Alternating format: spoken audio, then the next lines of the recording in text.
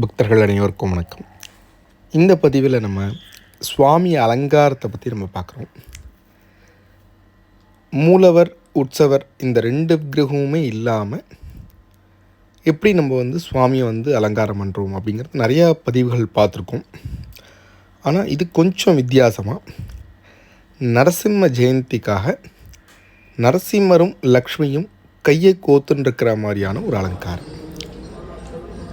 இது பார்த்தோம் அப்படின்னா கிட்டத்தட்ட ஒரு 7 அடி உயரத்தில் நரசிம்மரும் 6 அடி உயரத்தில் லக்ஷ்மியும் இருக்கிற மாதிரியான ஒரு அலங்காரம்.